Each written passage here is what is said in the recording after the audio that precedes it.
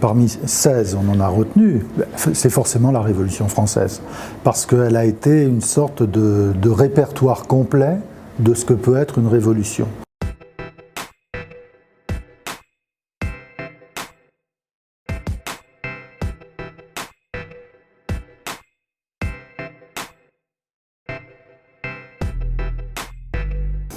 Tous les pays ont connu des troubles, des révoltes, des révolutions, mais la France, plus que les autres. Et la répétition de ces événements qui témoignent d'un côté de la faiblesse des institutions, et pas seulement sous la République, mais également déjà sous la monarchie, qui n'a été forte que par intervalle, puis sous la République, témoigne à la fois donc de la faiblesse des institutions et de la faiblesse de la société, où il n'y a pas de cohésion naturelle, si bien que chaque fois que l'État monarchique ou républicain, peu importe, entre en crise, la tentation révolutionnaire renaît. Et ceci de manière très régulière, si bien qu'on peut parler en effet d'une sorte de tradition française de la Révolution qui met la France un peu à part des autres pays comparables.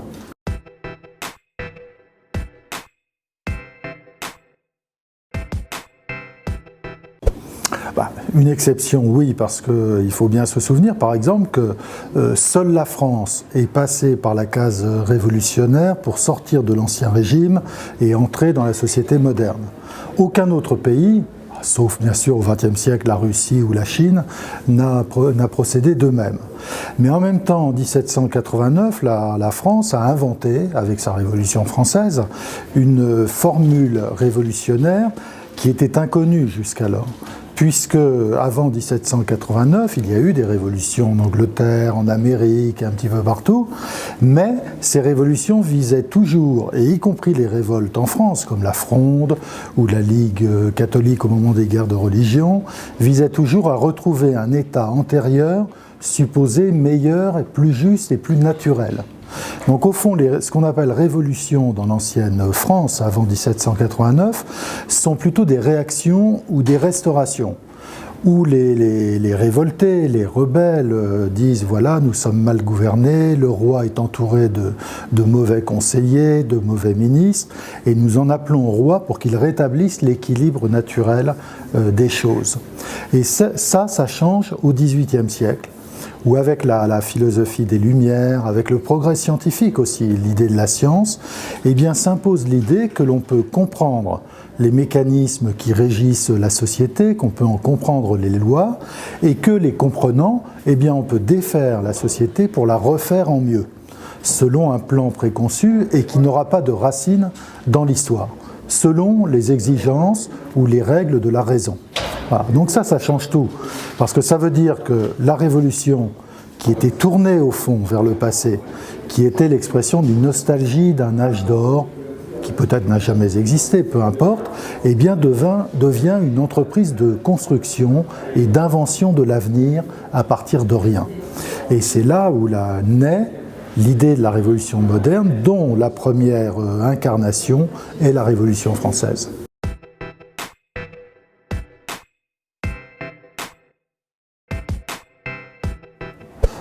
Au point de départ de la majorité des révoltes, soulèvements, insurrections, surtout dans le passé, mais encore tout récemment avec les Gilets jaunes, eh bien, il y a l'idée, le sentiment d'une injustice fiscale qui a provoqué la plupart des révoltes.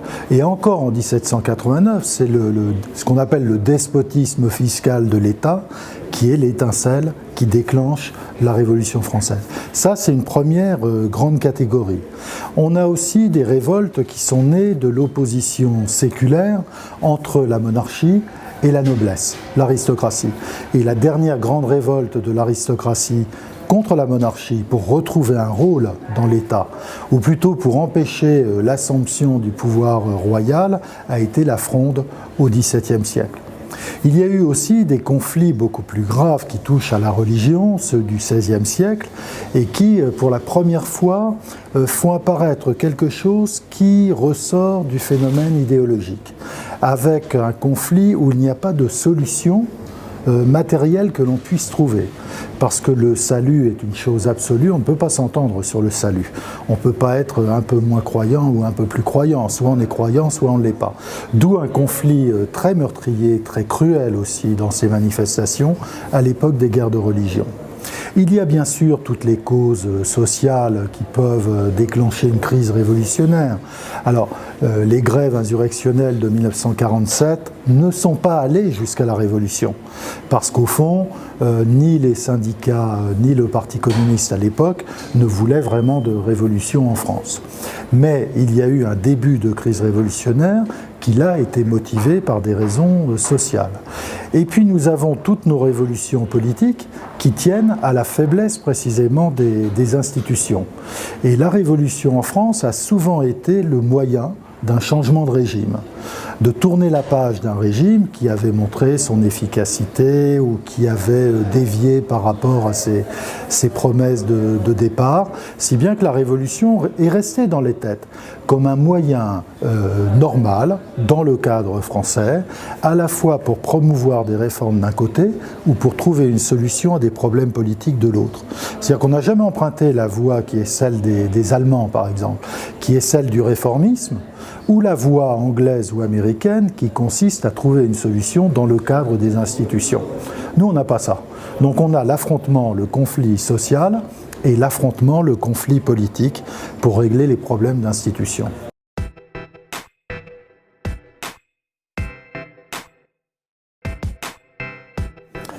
Oui, parce que chaque révolution génère sa contre-révolution.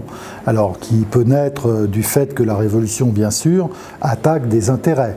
Donc ces intérêts, très logiquement, cherchent à se défendre et à renverser le mouvement révolutionnaire pour revenir à la situation antérieure. Vous savez, la révolution, ça demande beaucoup d'énergie, beaucoup de constance et un grand investissement individuel. Toutes les révolutions commencent par des mouvements de foule. C'est-à-dire la foule se rassemble, attaque les symboles du pouvoir, attaque des gens qui symbolisent le pouvoir. Mais cette effervescence populaire qui marque le début des crises révolutionnaires, la Révolution française au 19e, et puis encore on peut aller d'ailleurs jusqu'aux Gilets jaunes, ça ne dure pas. Parce que faire la révolution, ça suppose d'abandonner toutes ses habitudes de vie, de rompre avec le rythme quotidien, ça suppose d'être indifférent à la question matérielle, ça suppose de subir les inconvénients et les difficultés matérielles qui naissent du désordre et de la crise révolutionnaire. Et donc très peu de gens sont capables psychologiquement ou alors par nécessité matérielle de faire de tels sacrifices. Si bien que peu à peu, les crises révolutionnaires, plutôt le peuple révolutionnaire se réduit comme peau de chagrin et une minorité reste en charge de la révolution tandis que la majorité, peu à peu, bascule du côté du désir de retour à l'ordre.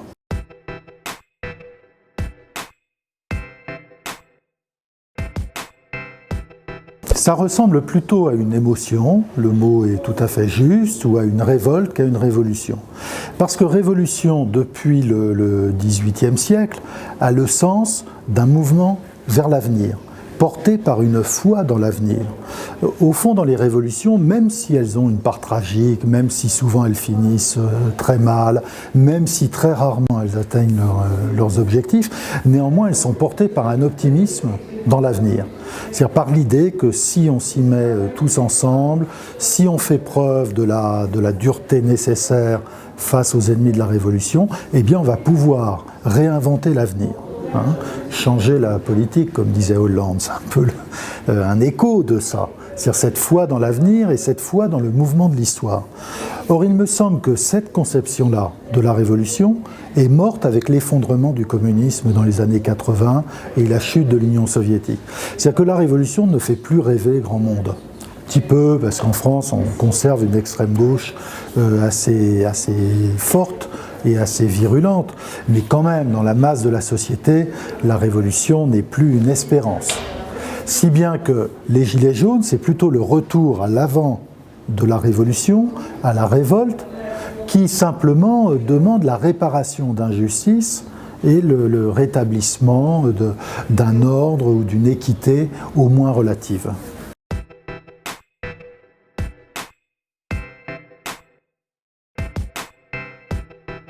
Oui, de toute façon, l'histoire est toujours de la mythologie. Si vous prenez les Américains, par exemple, les Américains vivent sur un mythe qui est celui de leur guerre d'indépendance contre les Anglais, suivi par la Convention de Philadelphie qui leur a donné des institutions parfaites, qui a inventé un monde nouveau et qui leur a permis de faire l'économie de la violence. Ce que ne disent pas souvent les Américains, c'est que pour vraiment fonder une société nouvelle, il leur a fallu la guerre de sécession, qui est l'une des plus terribles guerres civiles qu'on ait connues dans l'histoire des hommes. Donc toute histoire se transforme en mythologie avec le temps qui passe. Et c'est à cette mythologie qu'on fait référence. Alors il est bien compréhensible que notre histoire, qui est faite de tant de crises révolutionnaires, elles ont quand même eu pour effet qu'on a eu une quinzaine de constitutions quand les Américains n'en ont eu qu'une seule. Et quand les Anglais vivent toujours sans constitution, eh bien, il est normal qu'on se réfère à ce qui est devenu une part de notre identité collective. Et on voit bien que si la Révolution ne fait plus rêver nos contemporains, et en particulier les jeunes sont assez étrangers à l'idée de révolution, de mobilisation collective, etc. Néanmoins, ça reste quelque chose qui parle à l'inconscient des Français. Si bien qu'à chaque élection présidentielle, les candidats font campagne sur le thème de la rupture. Tous, depuis même Giscard. Dans les années 70, Mitterrand, Chirac, réduire la fracture sociale, Mitterrand changer la vie, Hollande réenchanter la politique. Et Macron a publié un livre, avant de se faire lire, intitulé « Révolution ». Donc ça montre que ça parle quand même aux électeurs. Et pensez simplement aux candidats qui n'ont pas adopté cette posture. Ils n'ont aucun avenir politique. Et on peut en citer deux. Raymond Barre, qui promettait du sang et des larmes et de la sueur aux Français, pas d'avenir politique. Et plus près de nous, Jacques Delors a connu un non-destin, en particulier parce qu'il tenait ce langage qui faisait l'économie de la mythologie. Ce qui prouve que la mythologie, même quand elle a cessé d'être effective, reste une composante importante de la vie politique.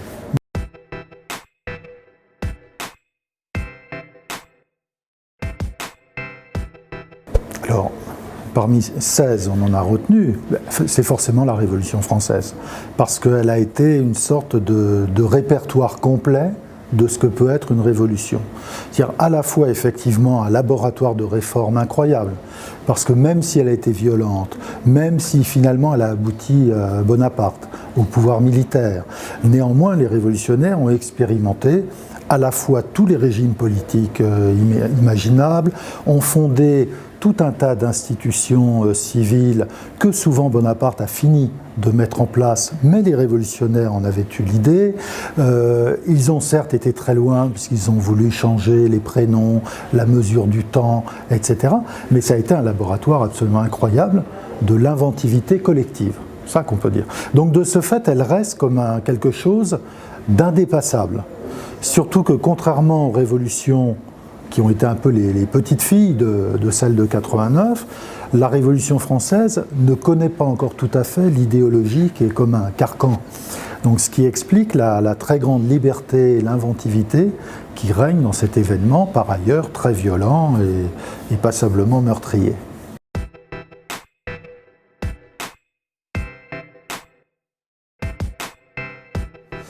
Beaucoup de gens traitent mai 68 par le dédain ou le ridicule en parlant d'un monôme étudiant.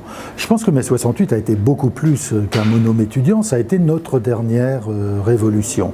En surface, une révolution qui empruntait ses codes à Trotsky, à Lénine, à Mao, avec tout un langage qui déjà en 1968 apparaissait comme passablement dépassé après ce qui s'était passé à Budapest et ailleurs, et après la tragédie soviétique, le stalinisme et tout ça.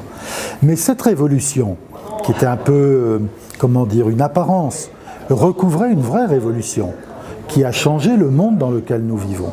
Parce que nous vivons dans un monde qui n'a plus rien à voir avec celui d'avant 1968. Les mentalités ont changé, les mœurs ont changé. Alors on peut s'en féliciter ou le déplorer, peu importe. Mais la réalité est là, c'est que cette révolution, qui était un peu une manière de jouer à la révolution comme les grands ancêtres, en même temps a recouvert une révolution très réelle et qui, elle, a été portée probablement par une majorité du pays. voilà, qui se sentait plus très à l'aise dans la France gaulienne du milieu des années 1960.